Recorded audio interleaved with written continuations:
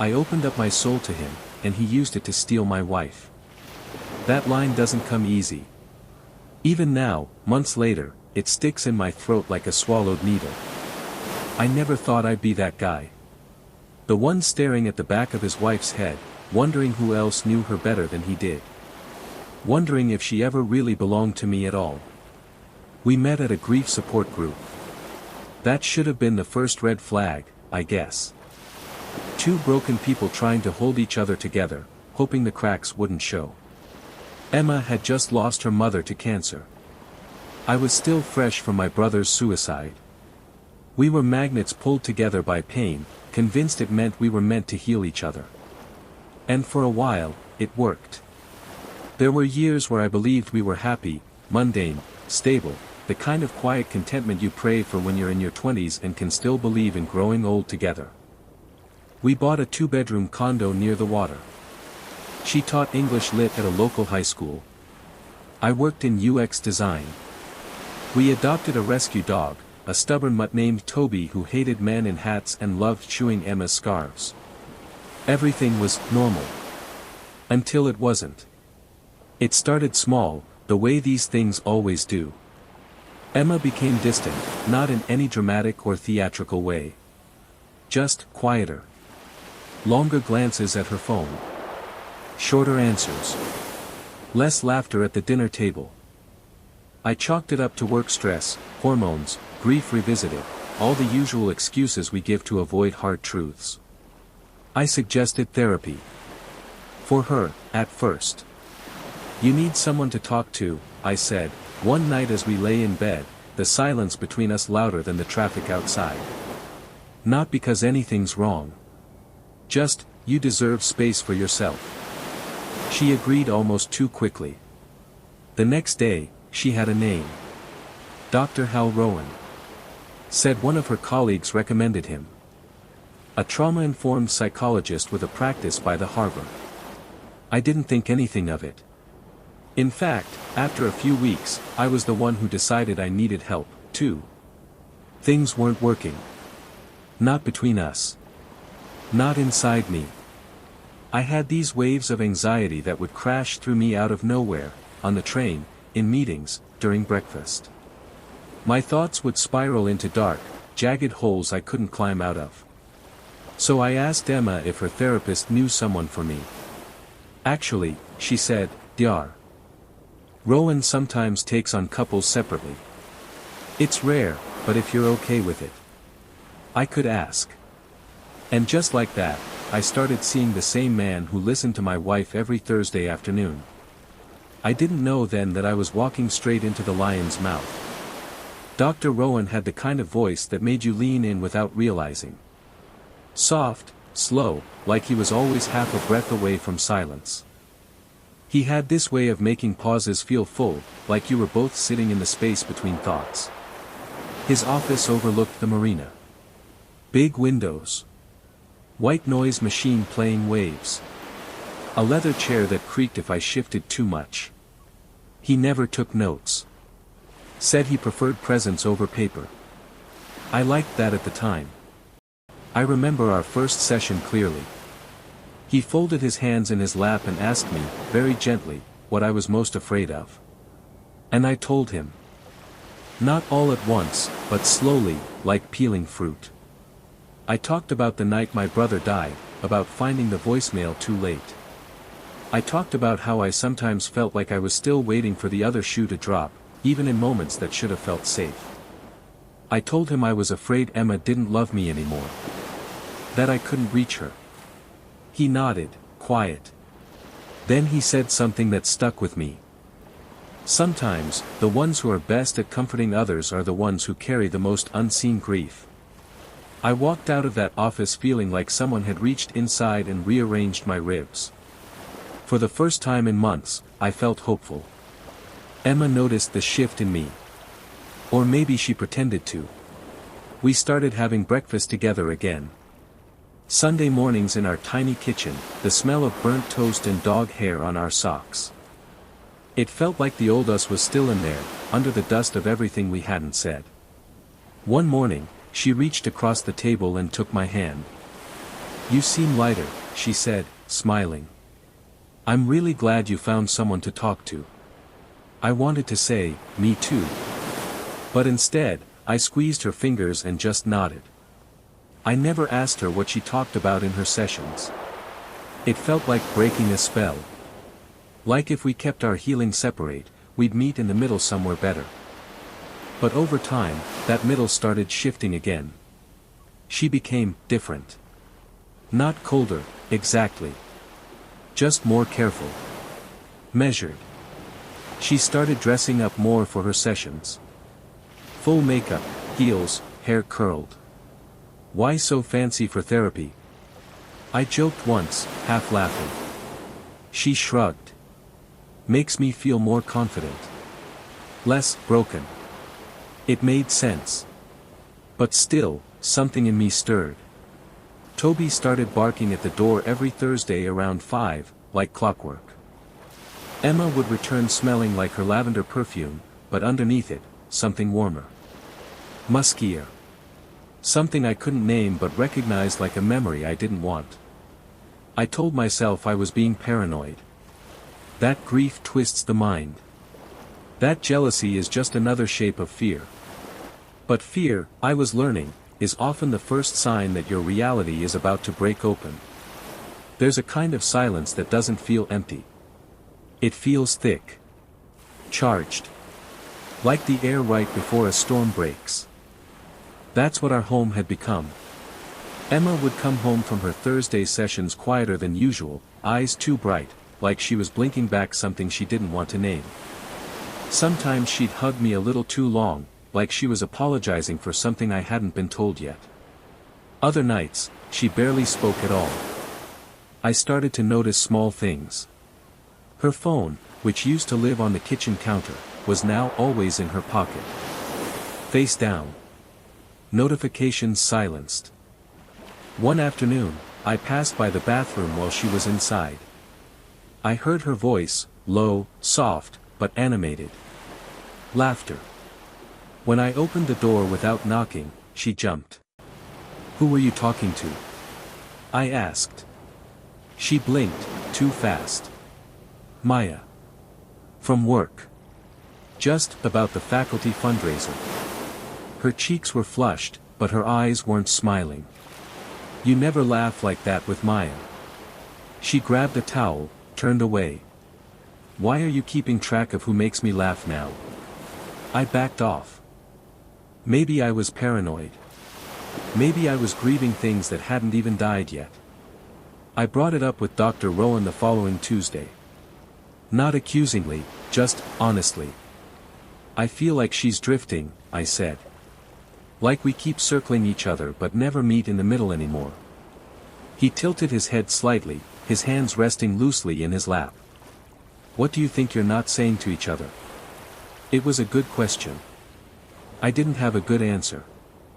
Sometimes I think, I said slowly, she's not telling me the truth. But then I hate myself for thinking that. He nodded, patient. Trust and fear come from the same root, he said. One feeds. The other devours. I didn't realize then that he was describing himself. The unraveling began the day I came home early from work. A power outage at the office. Just after noon. Emma wasn't expecting me. She had Thursdays off that semester, and usually spent them grading papers or running errands. Or so I thought. The apartment smelled like cinnamon tea and something else. A cologne I didn't recognize. Sharp. Masculine. Toby was on the couch, tail wagging slowly, eyes on the hallway. I followed his gaze. Two voices. One hers. The other low. Male. I moved toward the hallway, each step heavier than the last. The bedroom door was almost closed. Just enough space to see. Emma. Standing by the dresser. Laughing. Her hand brushing back her hair. And him. Dr. Rowan. No jacket. Sleeves rolled. Smiling in that calm, dangerous way he always had. Only this time, it wasn't therapy. It was intimacy. It was familiarity. I didn't barge in. I didn't shout. I stood there like a photograph nailed to the moment. She turned, and for a split second, her smile stayed. Then it broke. Her mouth opened. My name slipped out like smoke. Jason. Dr. Rowan froze. His eyes met mine and did not flinch. That was the worst part. He didn't flinch. He looked at me the way someone looks at a broken clock. Curious. Sad. But not sorry. I stepped back, gently. Like if I moved quietly enough, none of it would be real. Toby followed me to the door. I didn't slam it. I didn't cry until I got to the car. I don't remember driving. I remember the taste in my mouth, metallic, like I'd bitten into a lie and it bled. I remember the silence in the car, heavier than any argument we'd ever had. Even the engine seemed to know not to interrupt me. I parked near the water. Not our spot, but close enough to feel like a betrayal of its own. The harbor was gray and windless. Seagulls moved like ghosts through the sky, silent and aimless. I sat there for an hour. Maybe more. Just breathing. Every time I blinked, I saw them. His hand close to hers. Her laugh. The way she said my name like it was the end of a sentence she no longer wanted to finish. When I finally got home that night, Emma was on the couch, still in her blouse, eyes raw and waiting. She stood when I walked in. Jason, please. I walked past her. Into the kitchen. Poured a glass of water with shaking hands. How long? She didn't answer. How long, Emma? Her voice cracked. It wasn't supposed to happen. That doesn't answer the question. She wiped her face, even though no tears had fallen yet. 2 months. Maybe 3. I nodded. Swallowed. Was it happening before I started seeing him? She looked at the floor. Jesus Christ. I set the glass down, too hard. It cracked against the counter but didn't break. Like me. I opened up to him, I said. I told him things I haven't told anyone. Including you. I know. Do you? Do you really? Because it wasn't just cheating, Emma. You didn't just betray me. You stole something sacred. It wasn't about you. That stopped me cold. You think that makes it better? No, she whispered. But it's the truth. She sank onto the couch like her bones had finally admitted defeat. I felt seen. With him. Not just as your wife. Not just as someone grieving her mother. I felt like me again. I stared at her, the woman I'd met in a church basement 8 years ago. Who cried into my hoodie and let me kiss the scar on her wrist without asking what caused it. I didn't recognize her now. And what was I, Emma? Just a story you shared with him after sex. A cautionary tale in a warm bed. You don't know what it was. Then tell me. She opened her mouth. Closed it. Tried again. It started with me talking about you. About us. He listened. More than that, he understood. And then I started looking forward to Thursdays. To him. I didn't plan any of it, Jason. But I didn't stop it either. You told me he was helping you. Helping us. I thought he was. There it was. The crack. The sentence I'd been waiting for. The one that made it clear she didn't just fall, she jumped. You knew I trusted him. She nodded, small, ashamed. And you let me sit in that room. Talk to him. While he was touching you. While he was inside you. She broke then. Fully. Tears. Shaking. Apologies tangled in breathless sobs. I'm sorry. I'm so sorry. I was broken, and he felt safe. I knelt beside the couch. Not to comfort her, but to look her in the eyes when I said it. He was safe because I trusted him. Because you let me. Silence. Then. Do you hate me? I didn't answer.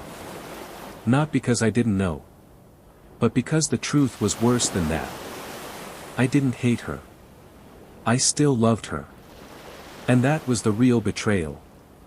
I didn't sleep that night. Emma curled up on the far side of the bed, her back to me, but I don't think she slept either. I could hear her breathing shift in patterns only grief can create.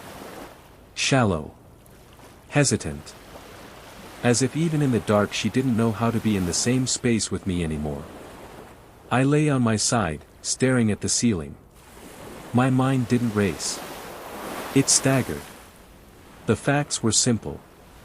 My therapist had slept with my wife. But it wasn't just that. It was deeper. The betrayal was intimate not in flesh, but in trust. He'd watched me cry. Heard my childhood stories. Knew my fears, my patterns, my wounds. And he used them. Morning came like punishment. The sunlight had no warmth. Everything it touched looked false. Emma made coffee. Neither of us spoke. I went into the bathroom, closed the door, and stared at my face in the mirror. My eyes were bloodshot. My stubble had grown patchy. I looked like a man who'd been halfway buried and dug himself back out. By noon, I called his office. His assistant answered, bright and oblivious. Dr. Rowan's not available today. Would you like to leave a message? I didn't answer right away. Tell him Jason called. Tell him I know.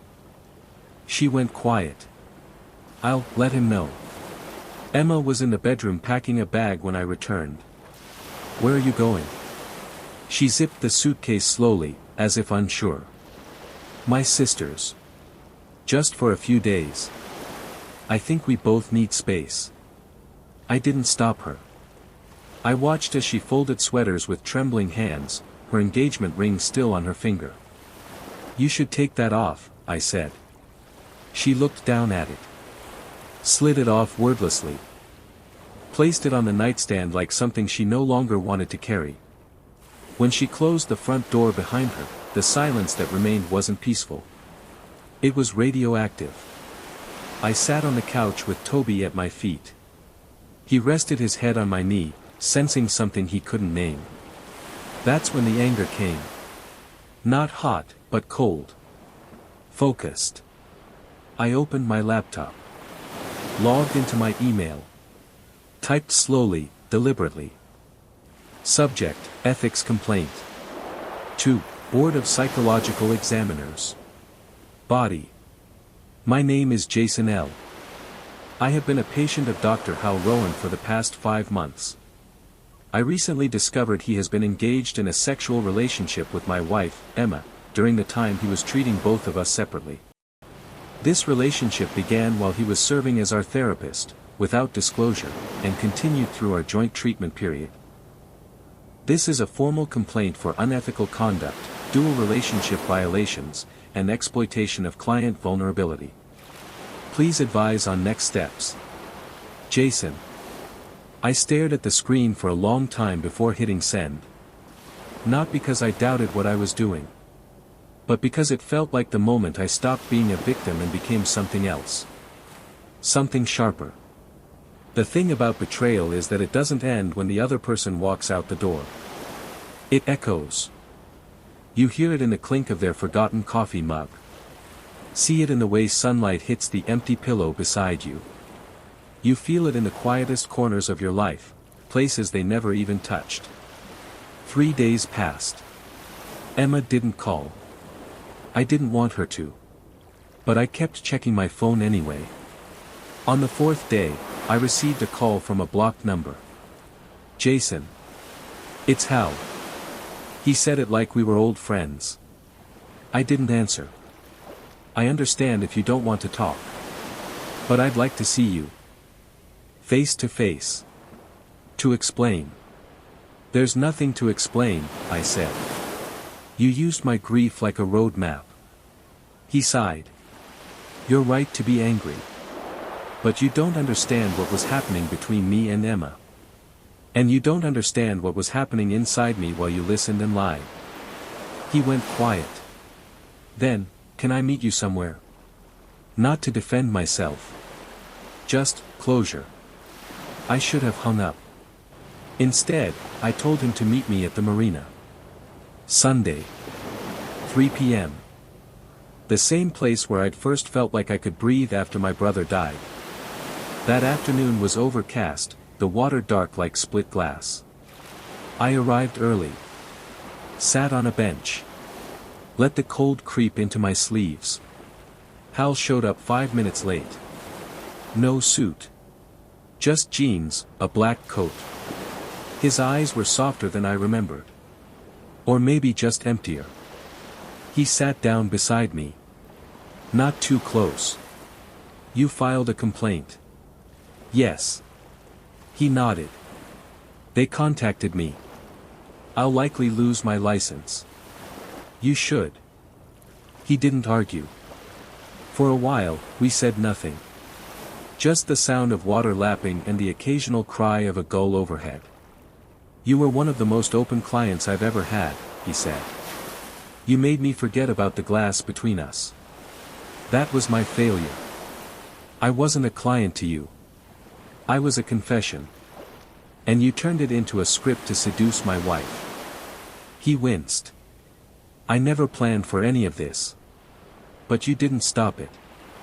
His jaw tightened. No. I didn't. I turned to him. Do you love her? It was the only question that mattered anymore. He hesitated. Looked out over the water like the answer might be floating there. I don't know what love means anymore. I nodded. Then maybe you never should have been a therapist in the first place. I stood. He didn't follow. You know, I said, I thought this would feel better. Seeing you fall. Watching you squirm. And does it? I looked at him, really looked at him, this man I had once believed could help me rebuild. No, I said. Because when someone burns your house down, you don't care if they're sorry. You just want to forget what home used to feel like. I walked away before he could answer. Behind me, the wind carried a single sound. His silence. The hardest part wasn't the silence after he left. It was the way life went on. The dishwasher still needed to be emptied. Bills arrived. The dog still pawed at the door every morning, expecting a walk. My hands still remembered the curve of her back when I made the bed. Grief doesn't pause the world. It just dulls your ability to move through it. Emma didn't come back that week. She texted, once, to ask if she could pick up some of her clothes. I told her to come when I was at work. I left her ring in a small wooden box by the front door. She didn't take it. I started therapy again. With someone new. A woman named Marin. Middle-aged, direct, no nonsense. You don't need to prove anything by holding yourself together, she said. Sometimes healing is loud. I didn't want to be loud. I wanted to disappear. But I showed up. Every Tuesday. I told her about the betrayal. About Hal. About Emma. But more than that, I told her about the smaller wounds. The nights I lay awake, wondering if I had done something to deserve this. The way shame crept in, uninvited, convincing me I had failed at being enough. She said something I wrote down and still keep in my wallet. When someone breaks your trust, it doesn't mean you were too easy to trust. It means they weren't worthy of it. Still, I missed her. Emma. The woman she used to be. Or maybe the version of her I invented when I needed to believe in forever. One night, I came home to find a small envelope on the doormat. No name. Just my handwriting, from a note I'd once written her in our first year together. I knew it was hers. Inside was a letter.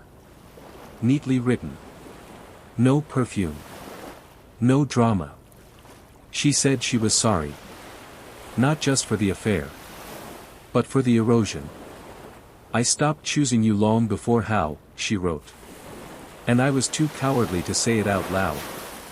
I mistook his attention for clarity. But it was you who carried me. It was always you. She didn't ask for forgiveness. She didn't try to fix anything. She just named the damage, piece by piece. At the bottom, she wrote. You deserved someone who kept choosing you. I wasn't her. And I'm sorry.